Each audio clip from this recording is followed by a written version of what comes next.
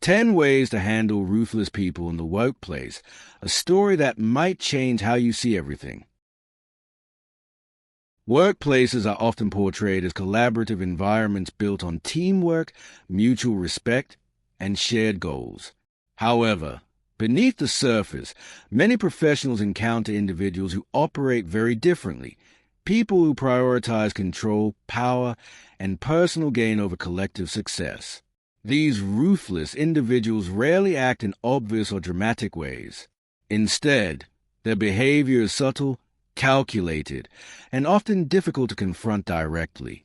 They may manipulate perceptions, shift blame, undermine colleagues, or create high-pressure situations that leave others feeling disoriented and undervalued. This narrative explores such a dynamic through the experience of Ethan, a capable professional who finds himself targeted by a dominant and strategic coworker. Rather than presenting a list of abstract tips, the story immerses viewers in a realistic scenario that unfolds over time, revealing the psychological and emotional challenges of navigating such an environment. Each turning point in Ethan's journey introduces a practical strategy, not as theory, but as lived experience. The goal of this story is not just to help viewers deal with difficult people, but to fundamentally change how they interpret workplace conflict. By recognizing patterns, controlling emotional responses, and building strategic awareness, individuals can reclaim their sense of control. Ultimately, the narrative emphasizes growth, resilience, and self-respect, showing that even the most challenging workplace dynamics can become opportunities for transformation. Now take a listen. It started on a Monday, not the kind of Monday you complain about casually, but the kind that quietly rearranges your entire life. Ethan had just stepped into the office, coffee still warm in his hand, when he noticed a shift. Conversation stopped a second too quickly. Eyes avoided his. And across the room, standing like he owned the oxygen everyone breathed, was Victor. Victor didn't shout. He didn't need to. He controlled things differently, through silence, through pressure, through making people feel small without ever raising his voice. And today, Ethan had become his target. 1. Recognize the game before you play it. At first, Ethan thought it was just feedback. Your report lacked depth, Victor said, flipping through pages he hadn't even read. But something felt off. The tone, the timing, the way Victor made sure others were listening. That's when it clicked. This wasn't about the work. This was about power. Ruthless people don't argue to improve outcomes. They maneuver to establish dominance.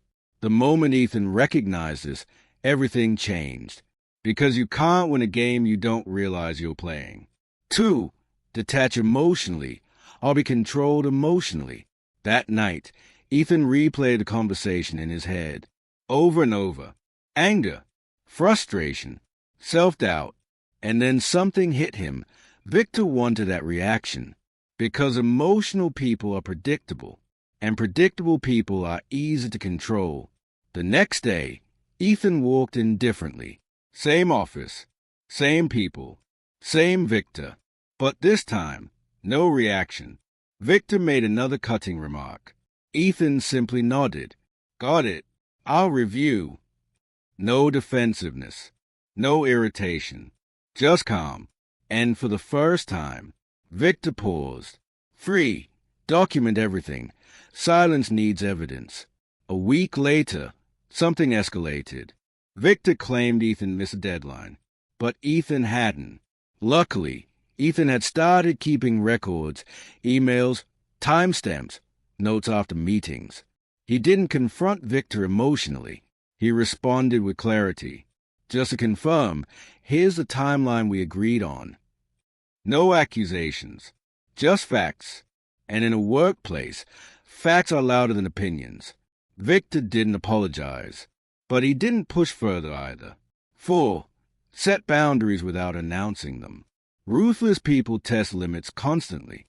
They assign last-minute tasks. They invade personal time. They stretch expectations.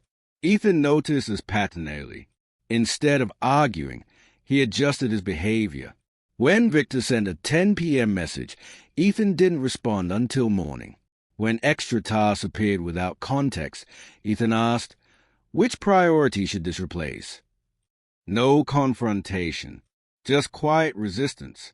Boundaries don't always need to be declared. They need to be demonstrated. 5. Master strategic silence. In meetings, Victor loved to dominate. He interrupted, redirected, took credit. One day, Ethan tried something different. He stopped competing for airtime. Instead, he waited, and when the room quieted, even slightly, he spoke clearly, concisely, and with precision. No rambling, no filler, just impact. And people listened, because in a room full of noise, clarity stands out like a signal in static. 6. Build allies, but choose them carefully. At first, Ethan thought he was alone, but over time, he noticed something. Others felt it too. The tension, the pressure, the subtle manipulation. Instead of venting, Ethan connected. He asked questions, offered help, shared credit. Slowly, relationships formed. Not alliances against Victor, but networks of trust. And that changed the dynamic. Because ruthless people thrive in isolation, but they weaken in connected environments. 7. Control your narrative before someone else does. Victor had a habit. He would subtly shape how others perceive people. He's still learning. She struggles with deadlines. Nothing blatant, just enough. Ethan realized if he didn't define his story, Victor would. So he started communicating proactively. Weekly updates, clear progress reports, visible wins, not bragging, just transparency. And over time, the narrative shifted. People didn't rely on Victor's version anymore. They saw Ethan directly. 8. Don't fight every battle. Choose the ones that matter. There were moments Ethan wanted to push back, to call things out publicly, to prove a point. But he didn't. Not every time. Because constant resistance drains energy, and ruthless people count on that. Instead, Ethan picked his moments. When it mattered most, when it would be seen, when it would count. And when he spoke then, it landed. 9. Strengthen your value. Become hard to replace. Here's the truth Ethan discovered. The strongest defense isn't confrontation. It's irreplaceability. So he invested in himself. New skills, deeper expertise, better communication. He became someone the team relied on, not just tolerated. And that shifted power quietly but powerfully. Because when your value rises, intimidation loses its grip. 10. Know when to stay and when to walk away. Months passed. Things improved, but not entirely. Victor was still Victor. And Ethan faced a final question. Is adapting enough, or is it time to move on? Because sometimes the smartest move isn't winning the game. It's leaving the table. And when Ethan eventually accepted a new role elsewhere, something surprising happened. Victor didn't react, but others did. They reached out. They thanked him. They acknowledged what he had handled quietly. And that's when Ethan realized something. He hadn't just survived. He had grown. Ruthless people don't just test your skills. They test your identity. They push you to react, to shrink, to doubt yourself. But if you handle it right, they become the reason you level up in ways you never expected. So the next time you face someone like Victor, remember this. You don't need to outmatch their ruthlessness. You just need to outgrow it. Key lessons. Handling ruthless individuals in the workplace requires more than confidence. It demands awareness, discipline, and strategic thinking. One of the most important lessons is recognizing intent. Not all criticism or pressure is constructive, and understanding when behavior is rooted in control rather than improvement allows you to respond more effectively. Emotional detachment becomes a critical skill in these situations, as reacting impulsively often plays directly into the hands of manipulative individuals.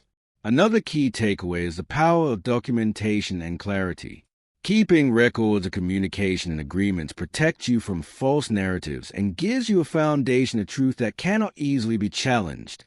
Similarly, setting boundaries without confrontation demonstrates self-respect while avoiding unnecessary escalation.